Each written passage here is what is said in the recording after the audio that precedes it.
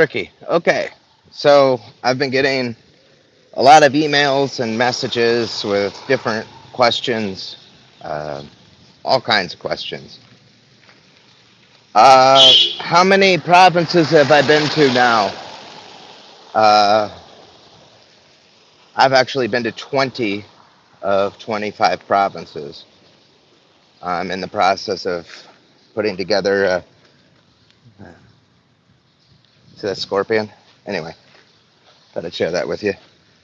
Putting together some good photos and showing those all in the community section of the AIC YouTube channel. Just different posts, pictures of different provinces I've been to. 20 of 25 now. Remaining are Mondulkiri, Sphairing, Takeo, Kampong Chnang, and Prasad.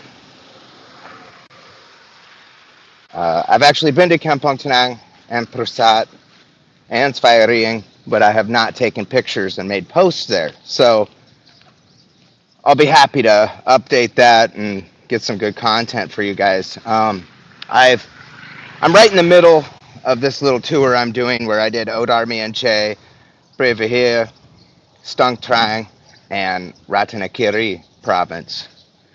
It's been an exceptional adventure, really. Waterfalls, temples, vast, endless forests, mountains. It's incredible. So that's the answer to that. 20 of 25 so far. I plan on trying to wrap the rest of them up within the next couple months. How much is an apartment there? I just saw that come up. Here, this is Tabang Mianche. This is in Preah Vihear province, and actually, I took the wrong street to show you. I just passed an apartment that was for rent for $40 a month here. $40, man. It's not going to have air conditioning or hot water, which means your electrical bill is probably going to be like $25 a month. But rent can vary quite a bit.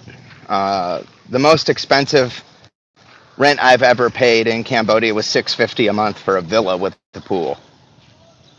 So, what I'm doing right now is I'm doing check-ins with Agoda. Yeah, that's a good concern. I'm just going to go ahead and answer this kind of long-winded about where I'm at specifically right now. As far as leaving your stuff in your apartment in places like Siem Reap, Phnom Penh, if you stay in an okay area, yeah, no problem, man. Most places have cameras, security, you name it. The primary issue is that in these countryside provinces, there's a lot more crime, a lot more property crime. That's also common in the West, too, where you have conditions of poverty. Theft and burglaries and stuff. There's a higher rate of that crime in those places, so just be cautious about where you're at, or maybe get at home cameras, your own, that link to your phone. That's what I've been doing for some time. It actually started for me with lady drama and making sure I could document bullshit before it got out of hand. To generally answer the question, in a place like this, nah, man, I wouldn't like leave your stuff and then go on vacation for a month or two. I wouldn't do it. Siem Reap, most places, yeah, absolutely. Phnom Penh, most places. Kampong Som, Kampot, yeah, no problem. I got a buddy, he's been living in Battambang for like 5 years, man. He swears by that place. They lock the gate to the compound at 8 o'clock every night, got cameras and everything. So yeah, there's that. On to another question here was whatever. Yeah, well, it's interesting that you mentioned that, losing passports and cards. I had done promotional videos for that Kingdom Visa Consultation Center, that John Kep guy, Hussein, or whatever, in direct exchange for my 1-year visa. Handed him my passport to take to immigration so he could do my 1-year visa. He gets it back and then demands a bunch of money from me. So the first thing I did, I went to my embassy and reported it stolen. I went to immigration police and reported my passport stolen. As a U.S. citizen, all U.S. embassies in the world are now issuing passports directly through them. They don't give you a temporary one anymore. They give you a real one. I think it was $165 to replace that passport, which is nothing. I mean, under the circumstances, I was like, hell, even if this entire process cost me more money than giving that guy the money he didn't have coming to him, I'm not going to give a crook any money. Screw that. So if you do lose your passport, what you do is you go to the American embassy. Do not expect any help from authorities. I'm not trash talking Cambodia, but they're just not going to give a shit, dude. You're going to have to go straight to the embassy. Is she open yet? I don't think she's open yet. I wanted to drink some Sting. Damn it. I have to check out this other one. Bong, ting Sting. Ba, Chang Put Sting. Sting. Ba. Me ba hi. Ba. That guy wanted to know where I was going. I'm looking for Sting, which is like Code Red Mountain Dew made by Coca-Cola. Nothing gets your morning started better. But anyway, back to the passport thing. Super easy to do. The process is simple. I mean, you basically go to the U.S. Embassy, apply for a new passport, pay them $165. It takes 3.5 weeks for it to get here from the U.S. Make sure you take U.S. currency. They busted my balls about trying to bring in Khmer real to pay for it for some reason. And 2, your passport photos. Okay, another good one. DHL. What I do is if I got a new debit card when I visited the United States this year, just to make sure that I had a couple more years on it. What I'd have done if I lost it, I'd have a new one mailed to my house, and then I'd have my sister DHL certified mail my new one to me here for pickup at a DHL office. Okay? That's something to take note of. I don't think a lot of people have ever really covered this stuff before on YouTube. So if your passport's stolen, or this is the thing with Cambodian law. Say you use your passport to rent a motorbike and you crash the motorbike and they refuse to give you back your passport. It's the same situation as that visa agent. Under Cambodian law, they are it's against the law. You can't keep someone's passport. You can't do it for any reason whatsoever. If they owe you $1 million, you can't take their passport. That's crime. Let's see. I just missed those messages.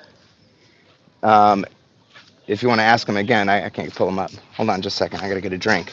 So Patriot 1, if you want to throw that question up again, I'll answer it. Something more? But I'm going to see if I can.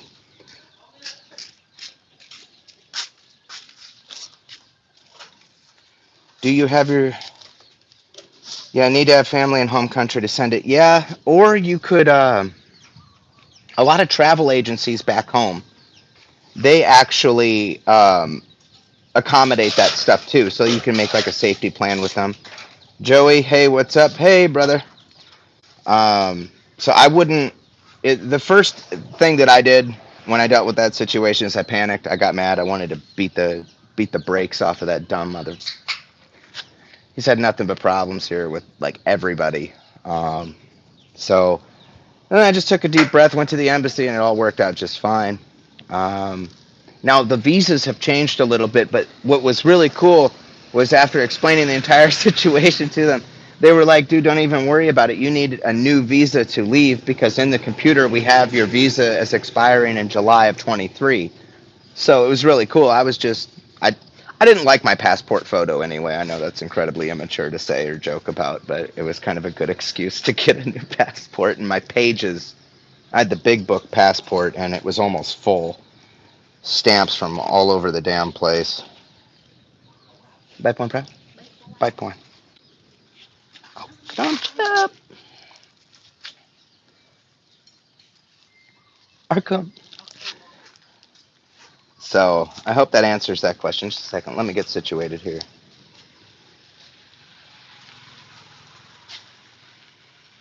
So initially, I kind of freaked out about it. But of course, I took the opportunity to make plenty of videos letting people know don't ever trust that piece of crap.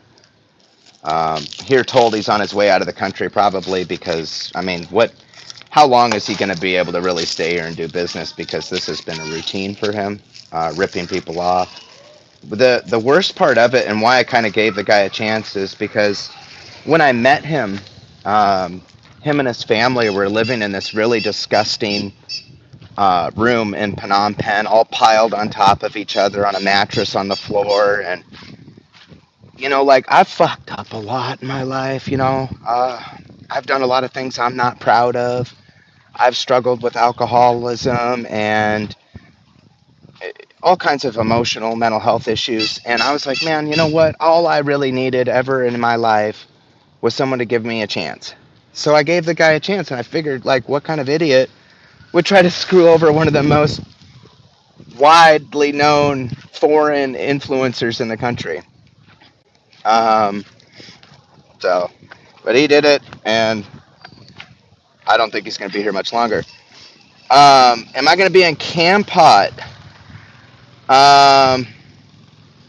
before February? It's entirely likely. I have a little bit of drone footage and a lot of other footage from Campot I'd like to add to. So it's quite likely. I'm going back out to the coast when I finish up seeing these other provinces. Can you ask me for relationship advice? I'm the last person that anybody should ask for relationship advice. Oh, God. Let me see. Your husband wants to invite his homophobic dad to our house for Thanksgiving. We both pay the rent. What should I do? Okay, I'll answer that one. I don't like bigotry. Uh, it's just part of my core values. Um, what I typically try to do is kill that with grace and kindness and show people by taking the high road the right way to live. You know what I'm saying? Um, it's like we all have a friend that says something racist or sexist or homophobic at one point or another. It's how we respond to that. Um,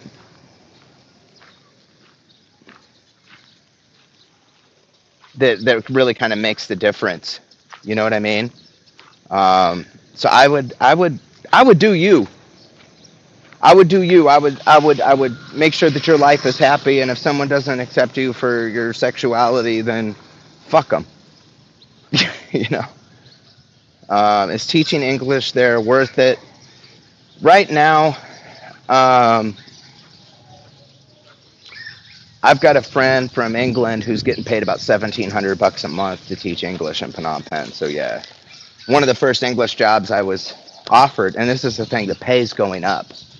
The visas are changing. They're running out the riffraff. And so the pay for this stuff is increasing. One of the first offers I got was $1,700 a month, and that was a faculty position at the University of Southeast Asia.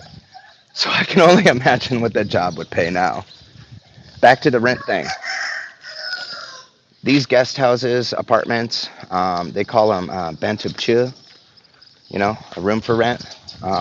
A place like this, you probably get, I know for sure, I know the price. For these is like $60 a month. So let's go ahead and show that to you. I'm here really short term, so I don't mind showing you around a little bit. All right, let's get to more of these questions. So there are a couple reasons I think teaching English is worth it. I volunteer my time quite a bit. One, it's a tremendous service to these people.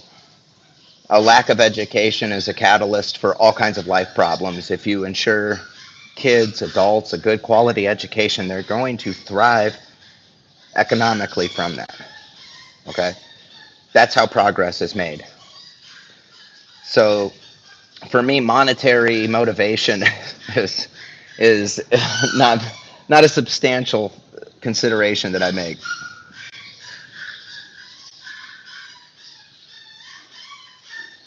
You know what you should do? You should just invite him to Thanksgiving, have him come over for Thanksgiving, and uh, get one of those custom molds from Amazon that's the shape of like a dick, and stamp his mashed potatoes with that.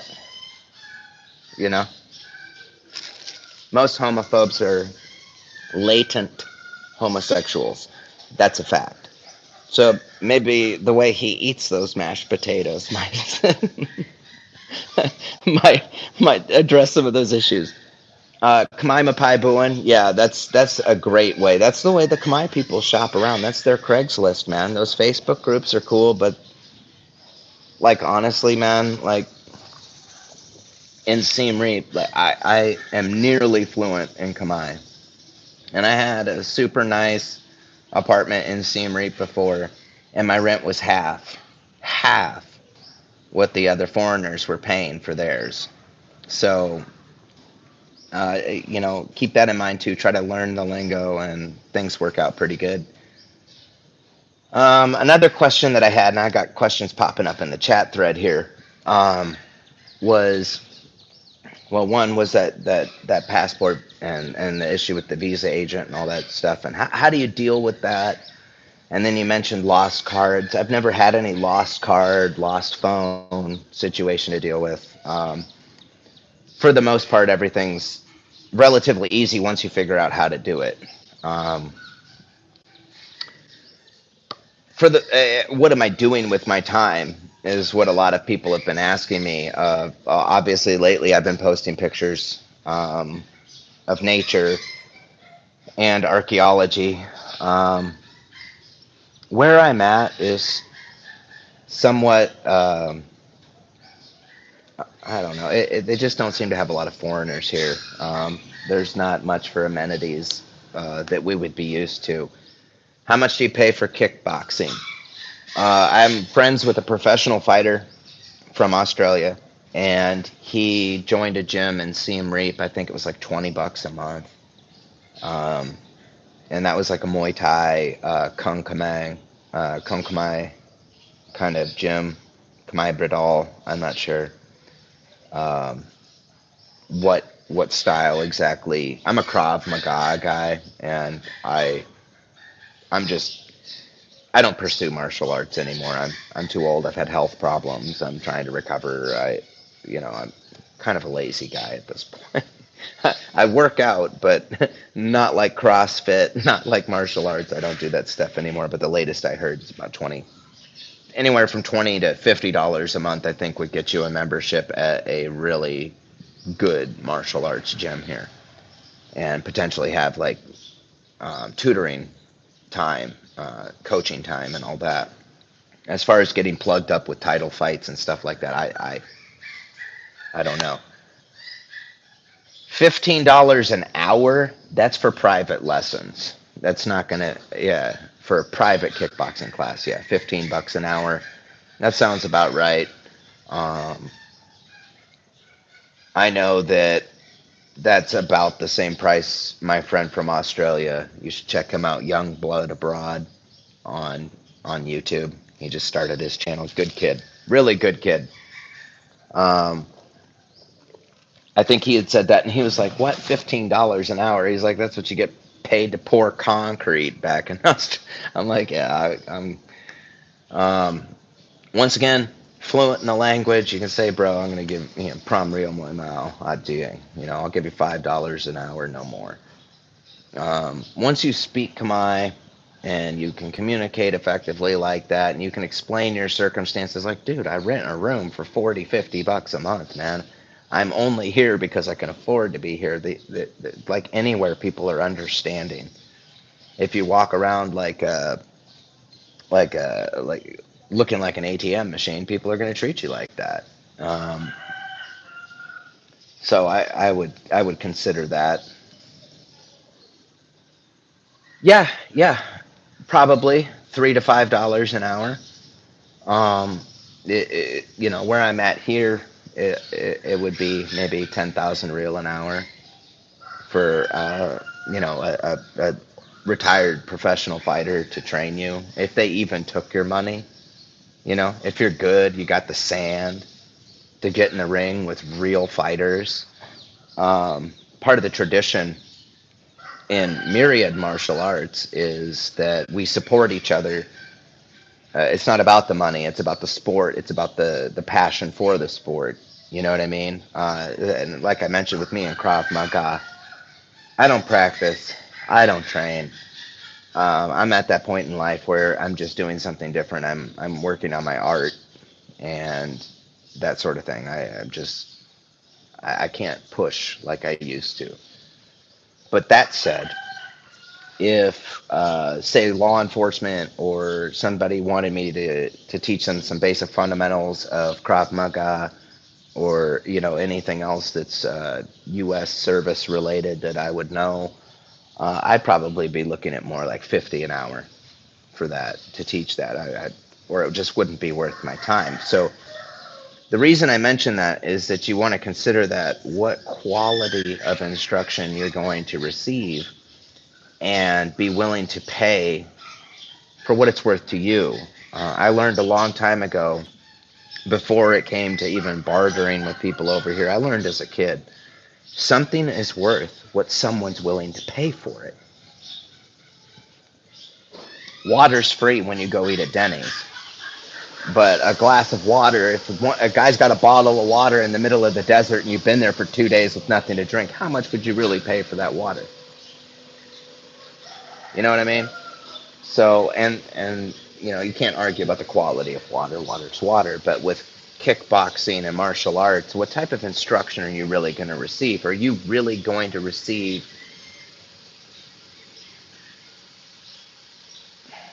a proper structure? And are you going to be receiving that training from somebody who really knows what they're talking about? For me, if I wanted to train Muay Thai or Khmer Bradal, for example, would I be willing to pay $20, $25 an hour? Yeah, of course. If they knew what they were doing, I certainly would. Because that's still nothing, dude. That's nothing. That's pennies. Um, yeah, the conditioning is the most important thing. It's what you do with your cardio on the side, and so keep that in mind. I've got friends here who live on $300 a month, dude, without any problem. My budget is closer to 2 grand, but I do a lot of traveling. I am not a big material bullshit guy. I don't have to. You see, I'm always wearing the same t-shirts. I do spend heavy on my pants. I buy military, like 511, or I have a pair of Arc'teryx pants that I picked up back in the States. So I do spend money on gear that I need. But for the most part, I try to stay at affordable local places, in part because I'm traveling and the cost of a private car everywhere here is expensive. On average, probably a couple $100 a month at least is what I've been spending since I've been here, traveling around with taxis. I'm planning on solo jungle trekking. Can you recommend a jungle trained ex-military coach not looking for a tour guide? Where are you going? If you're going to be in the Vihear National Forest, Ratanakiri province, I could potentially meet up with you there. My friend there is the local constable, ranger. I might be able to get permission to take you out myself. But to answer your question, if I'm not able to do that for you, I would check out Sauna Trekking in Ratanakiri. You can find him on Facebook. Cheapest guest house in Phnom Penh I found was $250 a month, but it was in Street 172. Okay. There are a couple things I'm going to say. That's way too much, homie. Last time I was in Phnom Penh, I rented an apartment for $70 a month. 70. And it wasn't trash. So by the time I paid for my garbage and electric, I ran my air conditioner. It had an air conditioner. And I think I was looking at like 130 that 1 month I stayed there. I think it cost me 130 total. Um, yeah, dude. I would avoid the riverside. I would avoid the places. Oh, it was a hotel. If that's all inclusive, that's with your being able to run the air conditioner. It comes with a mini fridge, TV, cable, Wi-Fi, hot shower. It's secure. I would do that. When I just stayed in Siem Reap the last time, I stayed at a hotel and I talked to the manager and I was like, I'll give you this much. And she was like, "Are you gonna run the aircon?" And I'm like, "Oh yeah." And she was like, "Okay." And I paid a flat rate and it covered everything. So you can always do that. I mean, bigger chains aren't going to be open to that kind of negotiation, but mom and pop places, even the really nice ones, are. So I would encourage you to make a lot of those deals face to face as you can. It's going to pay off considerably in the long run there to do that. But Lotto Retirement Strategist. Once again, check out Sauna Trekking in Banlong. I think he might be the kind of the best equipped guy to do it. If you're going to be out there anytime in the near future, you can hit me up on my email address. That's at the very bottom of the description box of most of my videos that are still public. Email me. Maybe we can work something out for a jungle trek. Maybe I think I'd want maybe 50 to 60 bucks a day to do that. I want to go out there anyway, but it would take some arrangements on my part and accommodations and what have you that I'd have to try to compensate, and I'm not going to do that out of my own budget for business. Um, so what else is on the list here? I'm pulling out my notes. Okay.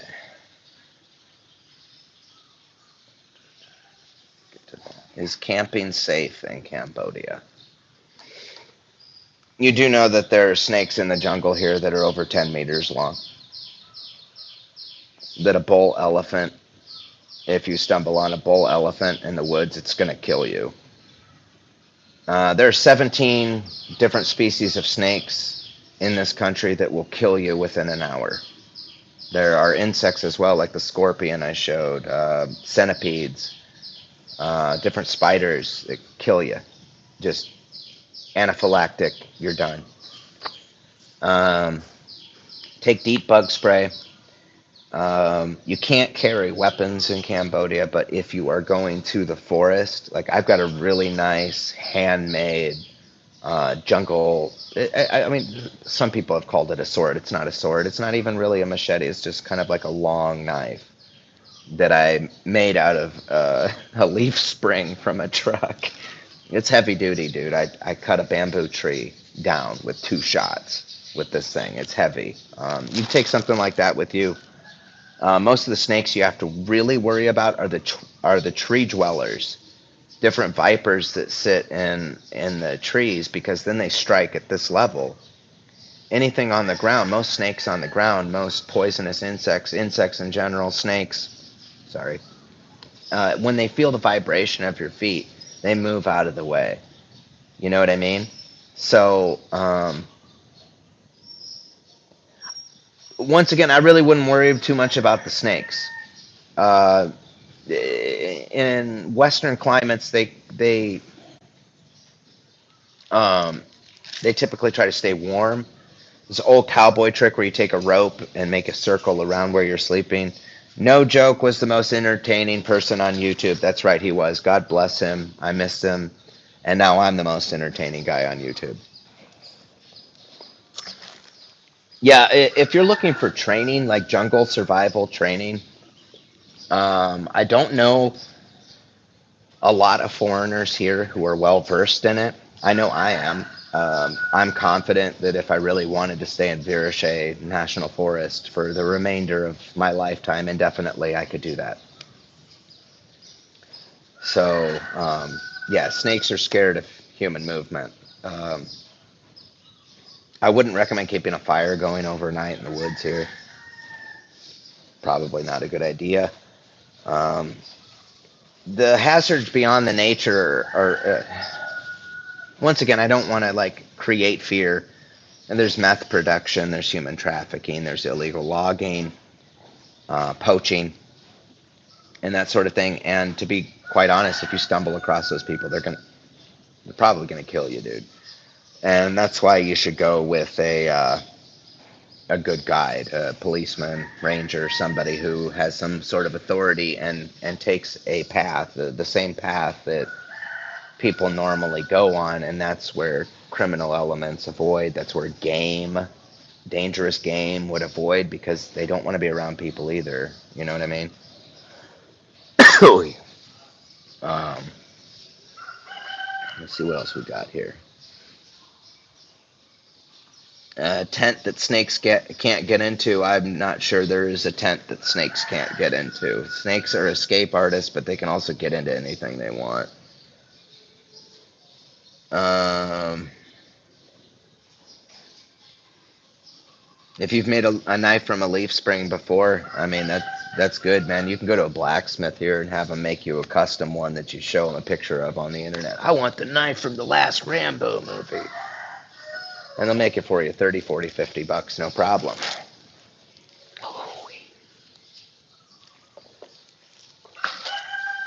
And another question I had here on the notes was, what are my next video projects? And like I said, I've been in Odarmianche, Preah, Vihear, Songtrang, and Ratanakiri province, and I've been kind of moving around doing my thing. My next video is quite likely going to, well, obviously I'm still working on my Siem Reap province video, and I haven't had the most steady internet connection to access my iCloud, which I need for some of my videos. So I got to get that rolled out. I don't have any time frame on it. I just kind of do it when I get it done. After that, I think I'm going to do, I have 2 music playlists. I've got a rock and blues playlist that goes through like 3 different provinces, Siem Reap, Odarmianche, and Preah, Vihear. And another one that's a country western playlist with the same background. You see that?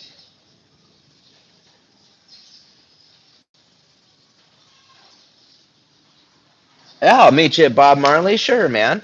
That sounds like a plan. I'll if I'm there in February, that'd be great. Yeah, patriotist. I wouldn't say the animals would really be an issue here. It'd be more the insects. Many places they treat the water here so that you don't get things like malaria, but dengue is what you got to worry about, dude. Um, and you go to these remote places, dude, you get stung by a certain wasp, bit by a spider, centipede, scorpion. I mean, you're fucked, dude. It goes with the territory. Just read up on it. Read on that as much as you can.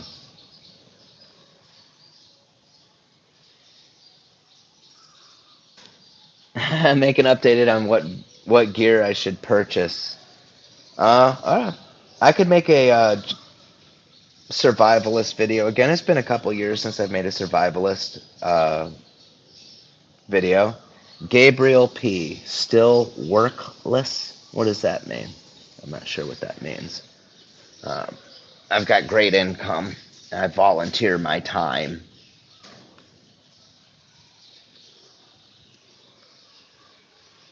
Um, but yeah, I can make another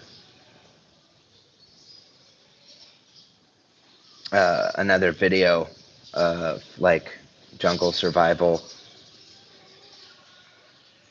I live in an exotic tropical country and get bit by wasp and insects all the time and nothing happens. Well, there you go. I was just trying to give him the most likely thing that would be an inconvenience in the jungle here is to get bit by a fire ant or something. you, you step in a pile of fire ants, you're gonna wish you were dead anyway, because that sucks, dude. Um, had some other questions.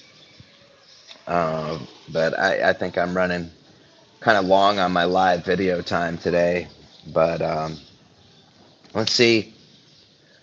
I got the two music playlists, the Seam Reap video, and probably I'm going to do one on Radhanakiri province. Other than that, I'm posting pictures and stuff rather than making long videos. But provided I get those four videos done, I don't have a problem making another survival gear recommendation video. Yeah, and back then I was just kind of playing around with the video thing. But yeah, I definitely, after living here for 3 years, I think with things that are specific to this region and what you need or would need in a shit hits the fan scenario, I have a better idea kind of what it is that I'd pack or throw into a bag real quick. So yeah, maybe I'll do that again. That's a good idea. But I do have some stuff to do this morning. It's early. Just got done with my breakfast and my nice walk and picked up my sting, and I've got to go do some laundry. I got to drop that stuff off and get ready to hit the next leg of this little adventure. And I'm really pleased that you like it. The beeping barang. Um, Patriotist. Actually, I'm all along the northern border this month. That's what I've been doing. And yeah, I've been over near the Vietnamese border quite a bit. Lao and Thai. I've been to 20 of 25 provinces as far as now. Can you get Super Chat to work? I'm not sure what Super Chat is. Lotto retirement strategist. I was using Messenger and Instagram, but for the most part, I've got a separate account that I talk with my family on, and I just kind of left Facebook Messenger and Instagram Messenger all out. Hey, Jimmy, in the U.S., how many states? Probably at least half of the states, bro. Probably at least half. But let's see what else I got on here. Wow, you guys are really, really engaging today. This is cool. Have that guy pop up. He's like, "Are you still workless?" Well, I'm traveling all over the country like a baller, whether I'm workless or not. So what does it matter? I volunteer. Actually, helped a local teacher here with this class, and that was nice. It was a very fulfilling feeling. It's not about the money. My bills are paid no matter what. So, Jimmy, I'm still waiting for you to come over here and get on one of these wild adventures with me, bruh. Yeah, I'm glad to see you too, man. And I've been tracking your journey on Facebook, man. So don't give it up. Don't give it up, man. You're doing fucking awesome, bro. Awesome. Really happy to see that. Um, Matter of fact, Jimmy, why don't you get with me on Messenger? Because I'm about to close this live video because it's running on 40 minutes now.